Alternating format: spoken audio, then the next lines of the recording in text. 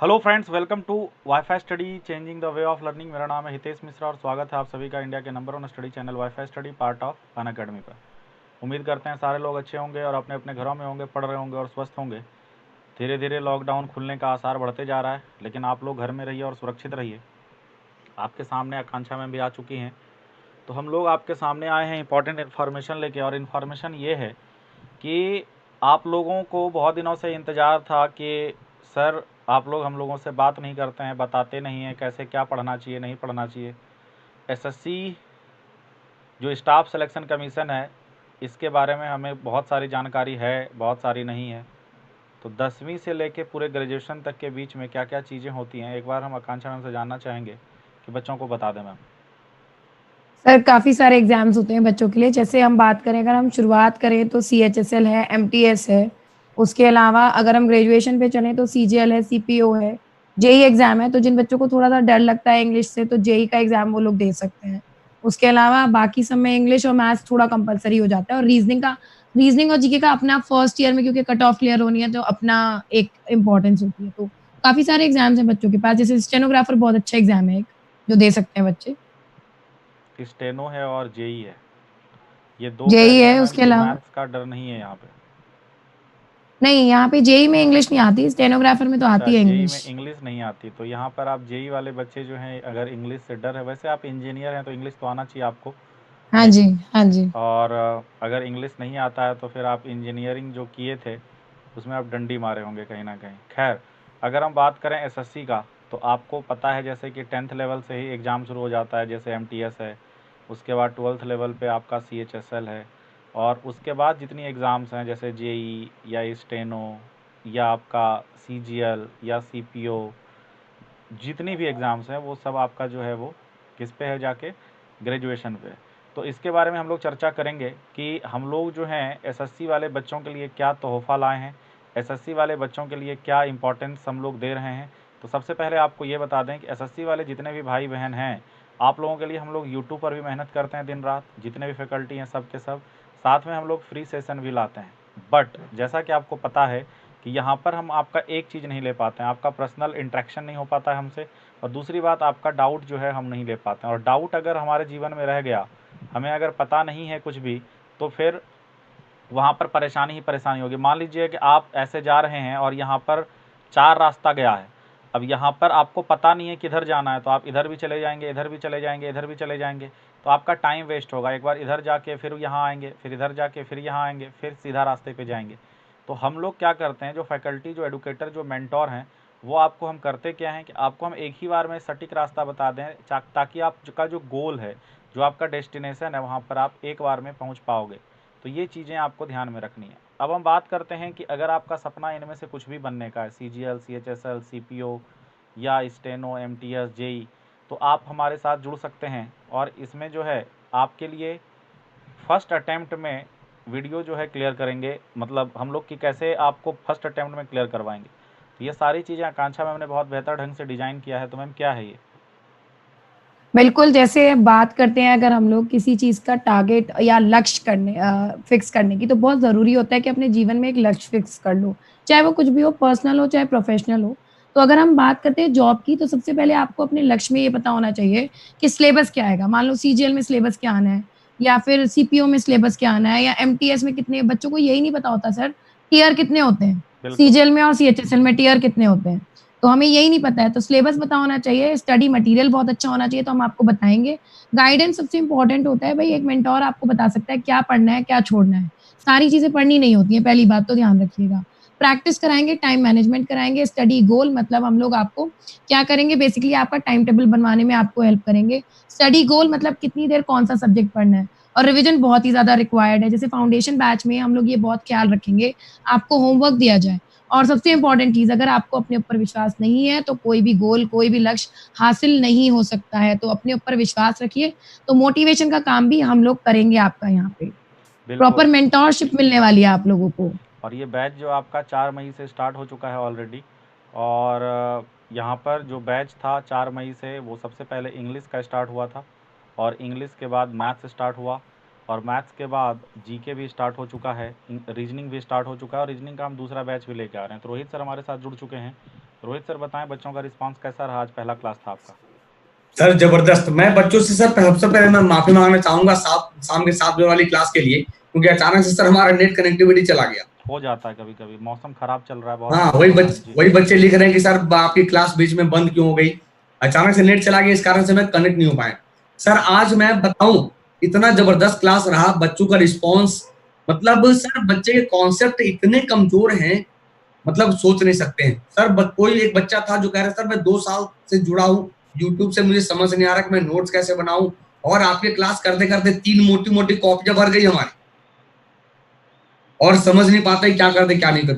इसीलिए कहते हैं सर अभी भी मौका है, बिल्कुल जुड़िए, इंडिया के बेस्ट टीम से पढ़ने का मौका पाइए, क्योंकि नमन सर कौन नहीं जानता, हितेश सर कौन नहीं जानता, और आकांक्षा मैम जो यूपीएससी पढ़ा रही है अभी, और भाई मुझे तो जानते ही हो, मैं तो पढ़ा ही रहा हूँ 2-3 साल से। तो बिल्कुल जुड़िए और अपने जो फ्यूचर को एक नया रूप दीजिए, एक नया आकार दीजिए।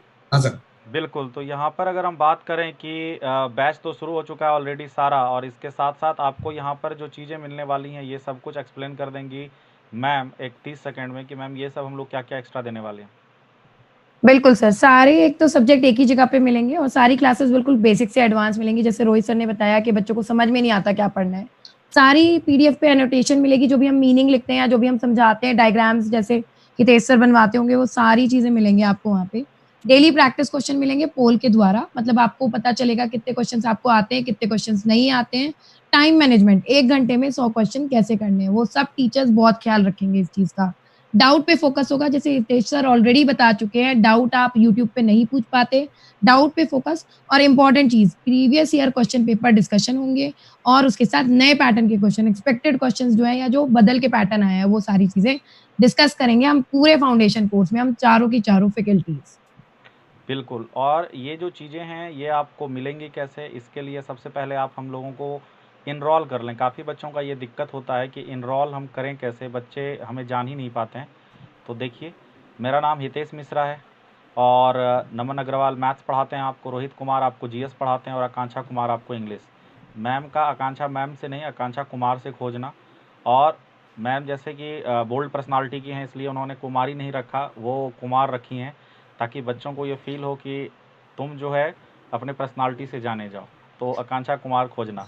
अब यहाँ बात करते हैं कि सब्सक्रिप्शन लेंगे कैसे। तो मैम बढ़िया से एक्सप्लेन करिए कि सब्सक्रिप्शन कैसे लें बच्चे। बिल्कुल सर, बिल्कुल। सबसे पहले आपको अपने फ़ोन में ऐप स्टोर जो होता है, प्ले स्टोर, उसको ओपन करना है। वहाँ पे टाइप करिएगा अनअकैडमी लर्निंग ऐप। 2 ऐप है, एक तो एजुकेट ऐप है, एक लर्निंग ऐप है। आपको लर्निंग ऐप डाउनलोड करनी है। उसके बाद उसको जैसे ही आप ओपन करोगे, आपसे एक फ़ोन नंबर माँगेगा वो वहाँ पे। फ़ोन नंबर एंटर करिएगा। फ़ोन नंबर वो होना चाहिए जो चालू हो, बिल्कुल, क्योंकि उसपे वहाँ पे क्या होता है, आपको एसएमएस आएगा ओटीपी का, और आगे भी क्लासेस के एसएमएसेस आएँगे वहाँ पे आपको। गोल चेंज करना है। गोल चेंज में आपको एसएससी एग्जाम फिल करना है। एसएससी एग्जाम जब तक फिल नहीं करोगे तब तक आपका प्रोफाइल नहीं बनेगा एसएससी कैडर के अंदर। फिर आपको गेट सब्सक्रिप्शन पे चले जाना है। गेट सब्सक्रिप्शन पे जैसे ही आप चाहेंगे वैसे ही आपको मिलेंगे ऑप्शंस कि कितने साल का या कितने महीने का सब्सक्रिप्शन लेना है।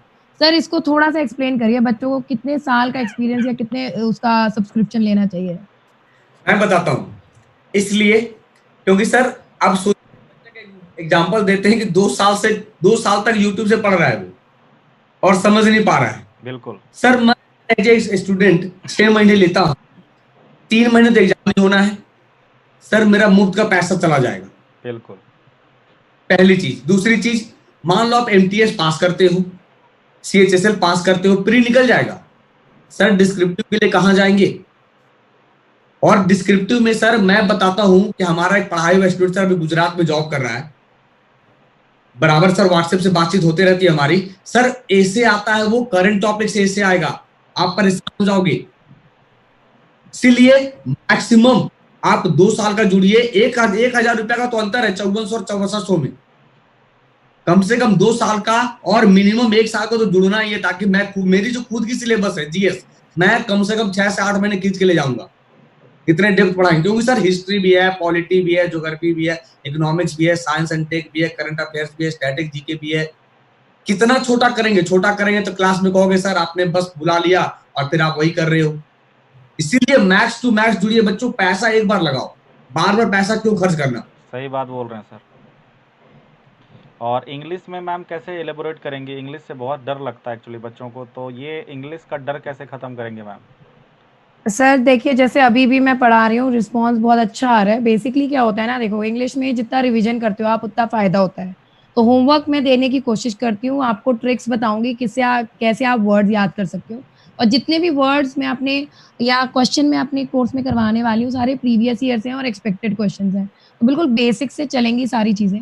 जिसके लिए क्या कर रही हूँ, मैं एक ग्रामर का कोर्स पहले ही लेके आ रही हूँ। तो 16 मई से ग्रामर का कोर्स शुरू हो रहा है और फिर उसके बाद 1 जून से दोबारा हम ग्रामर पढ़ेंगे।